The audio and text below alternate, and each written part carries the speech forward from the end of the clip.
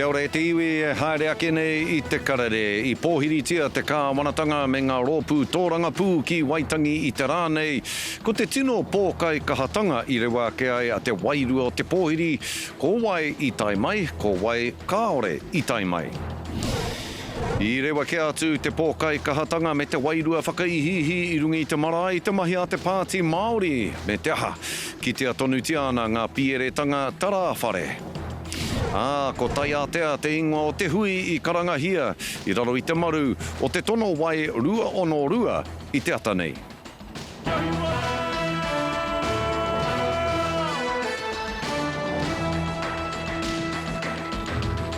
Nō reira, kei ngā reo, kei ngā mana tā uki, nau mai anō ki tā te karere hāpai ake I ngā kōrero I Waitangi nei, 2021 kia koutou katoa. Kāti I pōwhiri tia te kāwanatanga me ngā rōpū tōranga pū ki Waitangi I te rānei. Ko te tino pōkai kahatanga I rewa ke ai a te wairua o te pōwhiri, ko wai I tai mai, ko wai kāore I tai mai. I te mātakitaki a te o Kiwa McLean, I te whakaeke a te ao tōranga pū, nō reira, e te tuakana, te o kiwa ai rānei I wainganui te marea, te wairua tohe, e koropupu ana ai rānei I tau te wairua o te merenga. Skari me pēnei rā te kōrero, mai anō I te tīmatatanga o te pōwhiri I tōmua, I te whakaeketanga mai o te kāwanatanga ki runga I te papa o Waitangi nei, I tīmata tonu ngā mahi tō rangapū, ngā mahi porotēhi, tērā o ngā tautohito, awi kātana pōpata me tana ohu I te tahataha o te paukara ki konei ki Waitangi, tāna Wero ki ngā kai whakahaere katoa o te kaupapa o Waitangi tēnei tau, tērā I rite tonu tērā o ngā wairua ki ngā kōrero I whiua ki runga I te marae ātea, ara ko eru kapakingi tērā, māngai o toitu te tiriti tama hoki, o te mema pāremata mo te taitoke raua Maria Meno kapakingi, I kaha tōtika, te whakapātaritari atu ki te Pāti Māori, I tae mā totoru mai tēnei tau, whai muri I te korenga o rātau, I huitahi ki ngā rangatira o tira, te taitoke rau whānui I te tau kāhori, mō te taha ki ngā kurakuraku o kia Maria Meno. Nō reira, ki kōrero au ki etahi o rātau, anei wā rātau kōrero. Reipa, e titolo atu anau kia koutou. Te hoki wawe mai koe, I roto I te taitoke rau. Koe kōrero tia. Te kaumārua tau koutou, e miraka nei aia. E kite ana hau I te teka. Nā koutou I mū ai tōna waha, mō te kore noiho. E rua kaurua, ko reipa. Nā, I ki te rā tātou katoa te ao Māori I te Wero, te wahine a Rāwiri Waititi kia eru kapakingi, tana mahi whakatumatuma I roto I te hakatautoko te Pāti Māori no rātau I runga I te marae ātea. Anu hoi anō taro kaua ke puta I a kere ama right, te whānuitanga o tērā kaupapa. Engari e harai te mea ka mutu I konei ngā kaupapa whakanui I te rā o Waitangi I tēnei tau. Hei a pōpō, hei te ata hāpara takina I ngā karakia, ngā hāhi, huri I te motu ki te whakanui, ai te kotahirau waru te kauma ono tau, mai anō I te tāmokotanga o te tiriti I konei tonu.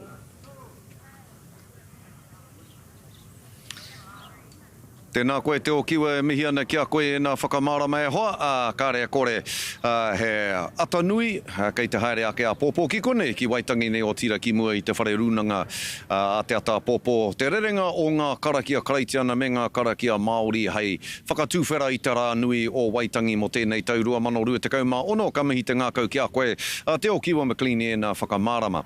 Ka te hae te iwi, ko roa te Pāti Māori e māharahara tiana e tātou o te iwi Māori. Mai rāno I te tau kua mahue ake nei. Kua ki te rā tātou I ngā pieretanga. Nā wai rā, ka piere nuku.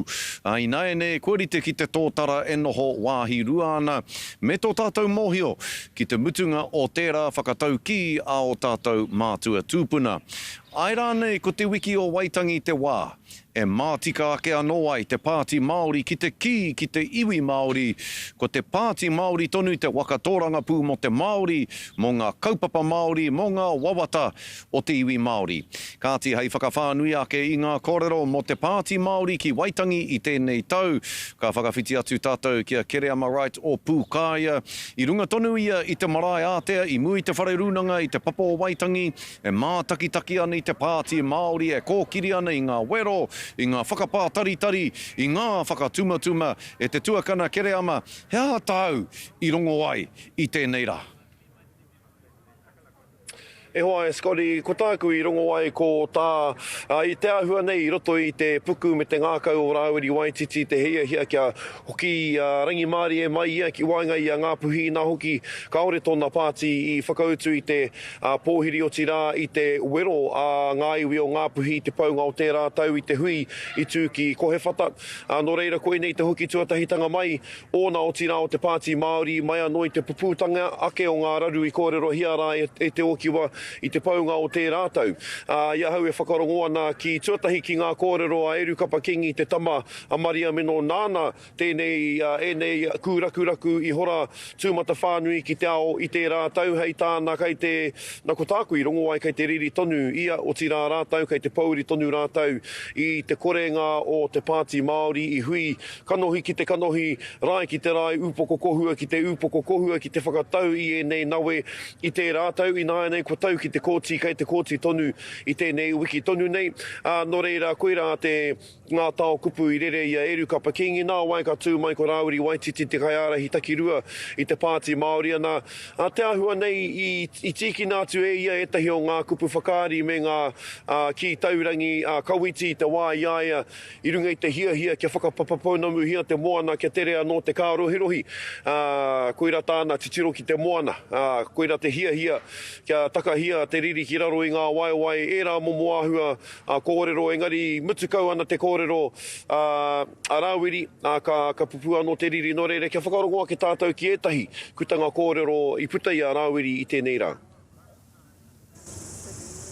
Takahia tō riri ki raro i o waiwai, te au ki te whakaponi. O ai Pākehā koutou a muhi. Waiho, kia kakati te namu i te whārangi o te pukapuka. Hei konei, tahuri atu ai. Tuia ki tērā, mutu ana te kōrero a Rāweri Waititi tū te Pāti Māori ki te tuku i te manawa wera.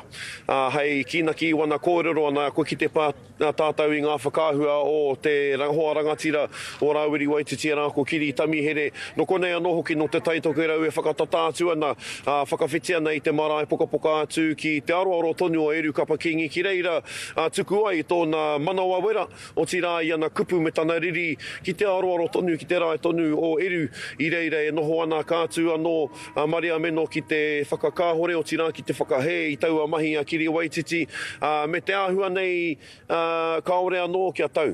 Koe rā tāku i ki te ai kaore anō kia tau te riri kei roto tonu i etahi o rātau ana i kōrero hau kia Maria Meno o tira ki etahi atu o rātau whakaaro ki e rāhua tanga i puta i runga i te marae ātea. E hau whakaaro ki te manawa wera a Kiri whaimuri i... Yeah. Kore au I pai, ka kite koe ai, ka tū au ki te hei, tēnā ma, ke te haere mai. I don't, you know, I don't know what's inside the head or the of somebody when you're choosing to express like that. But all I know is that's my boy, you know. Yes, he's 28 and so on, 21, but he's still my boy. I whakainoa koutou ki te manawa wera tana wahine a Kiri? Ke hara I te mea me whakae mātahu I mahi a te mahi, I kitea, koi rā tana hia kia kitea, I kitea. E tikanga no te marae. Me he mehi hana taku tamaiti a Eru, te tūmai, te wero ki tana tāne. Me tū Kiri, te nā kōtiro. Me mōheo nona, me pēhea rānei. Ngā tikanga me whakatupu I roto I te kaupapa te kura ki Hoani Waititi. Horeka oku raru. E hoa, he kupu no ngā kalaipitore. Tāui me ai, ka me tie ki a koe.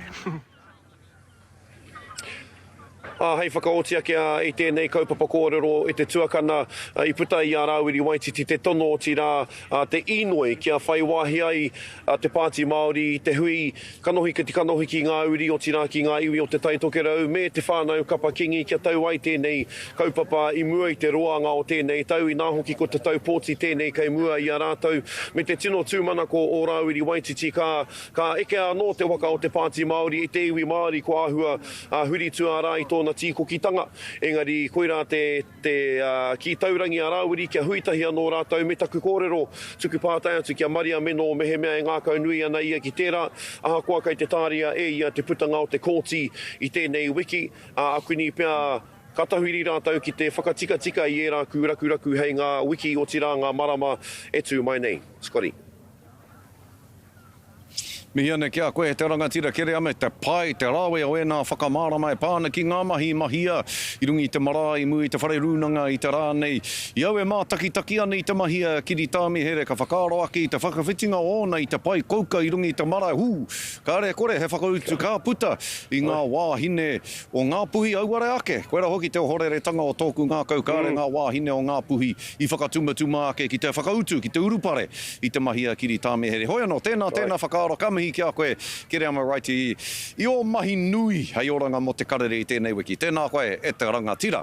Hoi anora e te iwi hei muri ake i ngā whakatairanga ka haere tonu ngā kohinga kōrero a te karere i konei i Waitangi a 2021 tēnā kia mau tonu mai. E te iwi hoki mai anō ki te karere e whakapāhoa tūnei ki o koutou i Waitangi 2021 i mui te aroaro o te whare rūnanga Anei e tūnei. Nā, ko tai ātea te ingoa o te hui i karangahia i raro i te maru o te tono wai rua ono rua. Ko te whakahauia i puta kia kotahi ngā iwi take ki te tāwharau i te toru te kau ōrau o ngā moana katoa o te ao. I nā rā hoki ko etahi o ngā mautere o te mona nui a kiwa e mōreare ana te noho. I kōrero a pōtaka maipi ki ngā māngai no nue me ngā kuki airani. I Wāhanga nui i te matatoru o ngai tāua o te iwi Māori ki roto i Waitangi nei, i tai ātinana mai. Etahi o ngā whanaunga o ngā tuakana o ngā iwi take o te moana nui a kiwa o tira te ao whānui mo te tai ao, te take. Ko tai ātea te huinga o ngā moana. It's incredible to be here at Waitangi. We're extremely privileged to be here at Tāite, the gathering of ocean leaders from around Moana Nui o Kiwa, and as a Cook Islander, we feel really privileged to be in this space, standing in solidarity with Indigenous peoples of the ocean. I tai mai ngā iwi no ngā mautere iti ki te kawe i o rātou ake take tai ao. I think the protection of a moana, because it's what connects each and every one of us, and this day and age, and for the past couple of decades, we've seen issues of climate change and other things that are heavily pressuring the moana, which is our home. And when that's affected, we are affected. Ko te wawata kia haumaru te toru te kau o rau o te moana puta i te ao, he whāinga nui, he whāinga roa. We've had the privilege of working with our tuakana from Te Moana Nui over the past year, and we've really seen the massive impacts and gains they've made in their own retrospective areas in Rohe. So the main focus of bringing them here was to share that prosperity and hope and learnings with our whānau, because there's a lot that we can each take away from each other. Hoi mā wai 262 me ngā mokopuna rātau i karanga. We are 4 generations down from our great-grandmother Nani Sana Waitai She was the original claimant of the Y262 claim, which is the protection of all of our taonga Māori above and below the ocean. So 4 generations later, we're continuing her mahi in the environmental taiao and mātou rangatuku iho space. Tai ātea ki Waitangi, pōtaka maipi te karere. Hoi nora, kua tai mai te Premier ki Waitangi, kua tai mai ngā minita matua ki Waitangi, nā reira e tika ana, kia hui ngā rangatira o te ao Māori ki a rātou, ko ia te kaupapa o te parakuihi a Taumata Rangatira o Waitangi, i tai atu ai ngā rangatira o Ngāti Kuri, te Aupōuri, ngai takoto, te rarawa me Ngāti Kahu, ara ki te nohotahi ki te karauna i te ata nei. Nā tētahi whakataunga tiriti, kua tū te whakaitanga te Hiku Social Accord, ke putai i te mahi tahitahi a ngā iwi me te kāwanatanga, he oranga ki ngā whānau me ngā uri putanoa i te hokianga ki te rerenga i Wairua. Anei a Harata Brown, Harata, ko kirihia. Tēnā koutou e mātakitaki mai nā, kei taku taha i tēnei wā, ko taku whanaunga, te hea mana o te rūnanga nui o te au pauri, tēnā koe P. Lucas Jones. O tēnā koe Harata, o tira tēnā koutou katoa. Ana, kātahi anō katu te hui e kia nei ko Taumata Rangatira, mō ngā iwi o te hiku o te ika. Tēnā whakamāramahia mai, haha tēnei mea te Taumata Rangatira, i roaka mai ihia. I roaka mai tēnei Taumata Rangatira, i roto i tō mātou ture, mō tō mātou tira, whakatau i tō mātou kreme, mō te aupauri. Ka mutu e rima ngā iwi o te hiku o te ika, e whai wāhi ana te katoa ki roto i tēnei whakaaetanga i Waitangi i ngā iwi me te karauna. Kia whakaro hoki ngā mema o tēnei rongpu i te anga whakamua mō ngā kaupapa maha kei mua i te aroaro o ngā iwi o te hiku o te ika. Mo te tā ki te aupauri ko te ohanga tēnā.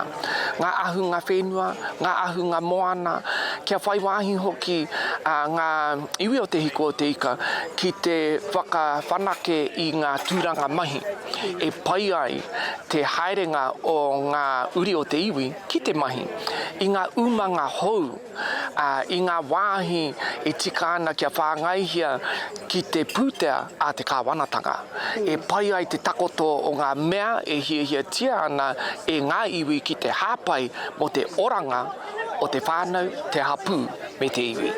Me te mea nei, ki tō te tira whakataunga Waikato, he relativity clause tā rātou, ne?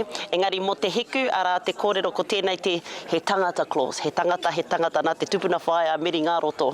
E pai, e here ai te karauna, me ana manatu, mā ngā iwi, me te karauna e hiki ake te taha mo te toko i te ora i roto i te hiku whānui, ne? Nō reira, e toru ngā kaupapa matua i tēnei rā, i kōrero hia, whakamārama mai heha. Hoi anō, ina whakaro tātou mo ngā whare o ngā whānau. E tai o ngā whare e noho nei ngā whānau, he mea i ho mai e apirana ngata. He pērā rawa te kaumātua o e nei whare. Ina titiro tātou ki te tare o e tahi o e nā whare, he mea e tika ana kia whakapaipai. Kia kaua rawa e nā whare e tino kino te hanga. Ina whakaro tātou ki ngā kaupapa pērā me ngā whare e tika ana kia whakatūria, ngā whare hou, he kaupapa anō tēnā. Ki te whakaro hoki tātou ki ngā tūranga mahi, ina titiro tātou ki ngā kaupapa e whāngaihia ana ki te pūtea te kāwanatanga, i roto i ngā manatu, i roto i ngā rārangi mahi. Tēnā pēr e tika ana kia tukua e tahi o e ngā kaupapa, hei mahi, hei arahi, mā ngā iwi. Ina titiro tātou ki ngā hua, ka taka mai i ngā ringa o te hunga e mātau ana ki te whenua, e mātau ana ki ngā whānau, e mātau ana ki ngā wero o tēnei ā hurihuri, ko ngā iwi ēnā i tino mōhioana ki ēnā āhuaranga katoa. Mo te tā ki te taiao, ina whakaro tātou ki te Ministry of Conservation, he maha ngā whenua horekau i hoki mai i roto i te whakataunga tiriti o te aupauri. Kei raro tonu e nā whenua i te papa ātawhai. Engari e nā whenua, he whenua rangatira, he whenua tūpuna. Kapi katoa e nā whenua i ngā wāhi tapu. I noho ai ngā mātua tūpuna i tiakina e rātou i o rātou nei rā. Tō reira ko te hiehia mā roto mai i tēnei kauenata, ka pēhea tērā whanaungatanga. E hiehia ana kia pai ake. E hiehia tiana kia mahitahi, kia pai ake te whanaungatanga i Wainganui i a mātou o te aupauri me te papa ātawhai. Nā te mea, ko aua kaupapa anō, he mea e whakataungia ana e te papa ātawhai me pēhea, ina titiro ahau ki ngā kāinga Māori i te hiku o te ika, e tika ana kia whai wāhi e nā uri o e nā iwi ki ngā whenua no rātou nei whenua, no rātou nei tūpuna. kamutu, ko te korowai, tētahi atu social redress, e kapi mai ana I roto I te tira o te aupauri. E whai wāhi ana te aupauri ki te tēpū matua mo te conservation o te hiku o te ika. Hoi nora, ko pau te wā kia tāua I te rangatira, mihi ana kia koe, me nei timo ngā kōrero I tēnei te parakuhi mo ngā iwi o te hiku. Ngā mihi e te rangatira. Kia koe hoki harata, tēnā koutou katoa. Ka pai mihi ana kia kōrua tahi. Hoi anō e tiwi e whai akene a muri ake I te whakatā poto ko ngā huarere mo te rā nui o Waitangi a Pōpō. E tiwi hoki mai anō ki Waitangi o tira ki te karere I tēnei rā e whai akene ko ngā tohu huarere.